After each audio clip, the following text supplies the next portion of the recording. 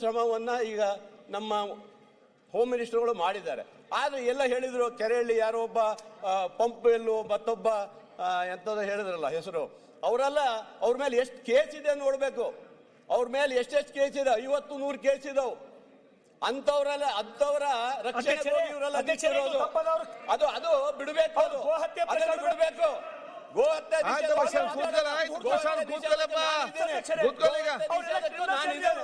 ನಿಷೇಧ ಪ್ರಾಣ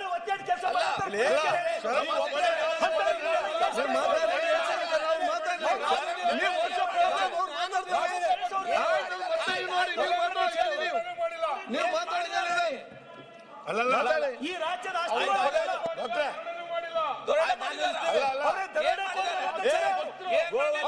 ನಿಷೇಧ ಮಾಡೋದಲ್ಲ, ನಿಷೇಧ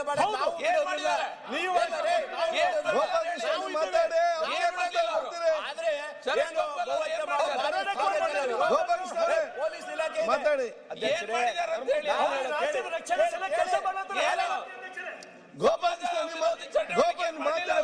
ಮಾಡ್ತೀರಿ ಅಧ್ಯಕ್ಷರೇ.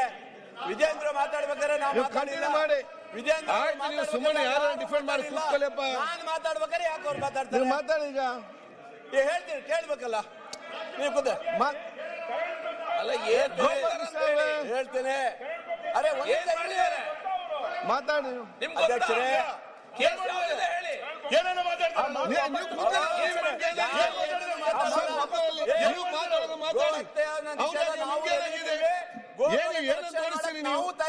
ಮೆಸೇಜ್ ವಿಷಯ ಕೂತ್ಕೊಳ್ಳಿ.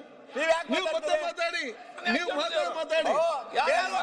ಆಯ್ತು, ಯಾರು ನಿಮ್ಮ ಯಾಕೆ ನೀವು ಹೆಸರಾಗ ಅವ್ರ ಹೆಸರಾಕೊಂಡಿದ್ದಾರೆ? ಏನು ಯಾರನ್ನ ಬಗ್ಗೆ ಮಾತಾಡ್ತೀವಿ ಸುಮ್ಮನೆ ಕೂತ್ಕೊಂಡು? ಈ ಒಂದು ವಿಧಾನಸಭೆಯಲ್ಲಿ ಕೂತ್ಕೊಂಡು ಏನ್ ಚರ್ಚೆ ಮಾಡ್ತೀವಿ ನೀವು?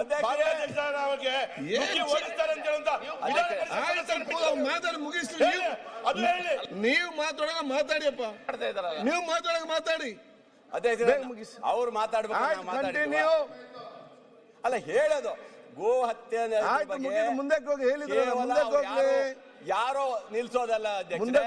ಇಡೀ ನಮ್ಮ ಈ ಭಾಗದ ಎಲ್ಲರೂ ನಾವು ಗೋ ಹತ್ಯದ ಬಗ್ಗೆ ನಿಷೇಧದ ಬಗ್ಗೆ ನಾವು ರೆಡಿ ಇದ್ದೀವಿ. ಆಯ್ತಾ? ಗೋವುಗಳನ್ನ ಯಾರು ಹಿಡಿದ್ರು ಬಿಡೋಲ್ಲ, ಅವ್ರ ಮೇಲೆ ನಾವು ತಗೊಳ್ತೀವಿ. ಮಂಜಣ್ಣ ಇರಪ್ಪ ಒಂದ್ ನಿಮಿಷ ಆಯ್ತು ಅಲ್ವಾ?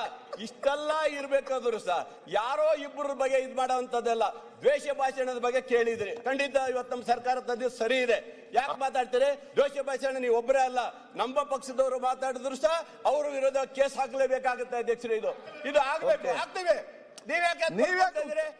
ಕಂಟಿನ್ಯೂ. ನಾನು ಹೇಳೋದು ಕಡಿ ಕೊಲೆ ಮಾಡೋ ಕೊಚ್ಚು ಅಂತ ಹೇಳಿ ಭಾಷಣದ ಹೇಳಲಿಕ್ಕೆ ಈ ದೇಶದಲ್ಲಿ ಕಾನೂನು ಇದೆಯಾ?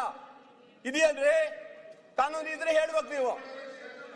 ಖರ್ಗೆ ಅವರು ಅಮಿತ್ ಶಾ ಅವ್ರ ಬಗ್ಗೆ ಆ ರೀತಿ ಮಾತಾಡಿದ್ರೆ ಚರ್ಚೆ ಬೇಡ. ಆಯ್ತು, ಹೌದು ಅಧ್ಯಕ್ಷರೇ. ದ್ವೇಷ ಭಾಷಣದ ಇವತ್ತು ರಾಜ್ಯ ಸರ್ಕಾರ ತಂದಿರೋದು ಸರಿ ಇದೆ. ಇದಕ್ಕೆ ಕಡಿವಾಣ ಹಾಕ್ಲೇಬೇಕು.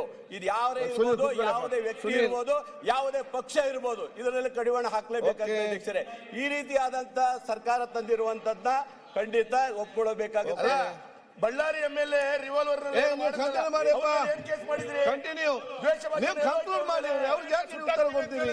ಬಳ್ಳಾರಿಯನ್ನೇ ಸುಟ್ಟಾಕ್ತೀವಿ ಅಂತ ಹೇಳಿದ ಮೇಲೆ ಅದು ಏನು ದ್ವೇಷ ಅಲ್ವಾ? ಬಳ್ಳಾರಿ ಮಾತಾಡೋಲ್ಲ. ನಾವು ಹೋರಾಟ ಪಾದಯಾತ್ರೆ ಮಾಡೋ ತಾಕತ್ತಿದೆ, ನಾವು ಮಾಡಲ್ಲ. ಬೇರೆ ಈಗ ಬಳ್ಳಾರಿ ಮಾಡಿ ಅಧ್ಯಕ್ಷರೇ. ಹಾಗಾಗಿ